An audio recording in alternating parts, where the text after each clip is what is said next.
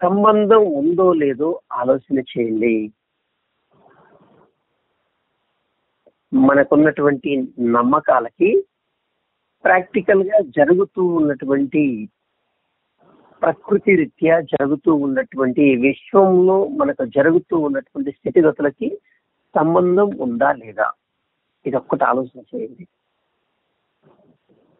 విజయవాడ వైపు నుంచి హైదరాబాద్కి పోవాలంటే వైజాగ్ రూట్లోకి పోయి ట్రైన్ ఎక్కామనుకో, అటు పోయి ట్రైను తూర్పుగా తిరిగి ఉన్న ట్రైన్ ఎక్కేస్తే వెళ్ళిపోతారు వైజాగ్. అదే ఇటు పశ్చిమంగా ఉన్నటువంటి ట్రైన్ ఎక్కారనుకో వెళ్ళిపోతారు హైదరాబాద్కి. నాకు ఇటు కాదు అటు కాదు, నేను దక్షిణాదికి ఎక్కుతానంటే వెళ్ళిపోతారు చెన్నైకి. ట్రైన్ ఎక్కితే నేను వెళ్తాను నమ్మకం, కానీ ఎక్కే ట్రైన్కి ఒక క్లారిటీ ఉంది కదా, స్పష్టత ఉంది కదా. ఆ రైలు బండి ఎక్కాలి నమ్మకం, కానీ ఎక్కాల్సిన రైలు బండి ఎక్కకపోతే వెళ్ళిపోతామేటో. అలాగే జీవితానికి కూడా నమ్మాలి. నమ్మకం నిన్ను ఎటు నడుపుతుంది, ఏం చేస్తుంది, మనకున్న విశ్వాసాలు మనల్ని ఏ విధంగా తయారు చేశాయి. అందుకే మాట్లాడుతున్నాను, విఘ్నాలు తొలగాలంటే మనకున్న విశ్వాసం ఖచ్చితమైనదా కాదా, మన నమ్మకం కరెక్టేనా కాదా.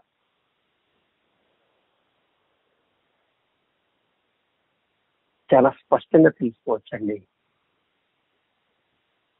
అన్ని విఘ్నాలు తొలగాలని చేసినటువంటి ఆ పూజా ఫలంతో గనక ఎనర్జీ గనక ఖచ్చితంగా వచ్చి ఉంటే పుస్తకాలకు పసుపు కుంకుమలు రాసి విఘ్నేశ్వరుడికి చక్కగా అన్ని చేసి పంపించిన హిందూ సాంప్రదాయ పిల్లలందరూ కూడా ఈ రోజున గొప్ప గొప్ప ఉద్యోగాల్లోనూ గొప్ప గొప్ప ఉన్నత తరగతుల్లోనూ ఉండేవారు. మన యొక్క టెక్నాలజీని ప్రపంచం వాడుకునేది, ప్రపంచం యొక్క టెక్నాలజీని మనం తెచ్చి వాడుకుంటున్నాము. మనం వాడుకునే దరిదాపుగా 90% వస్తువులన్నీ కూడా పాశ్చాత్య టెక్నాలజీతో తెచ్చుకొని వాడుకునే. ఇదే మన నాగరికత. మనకున్నటువంటి పొరపాటుగా తీసుకోకండి, ఎవరు కూడా అన్నిదా భావించకండి.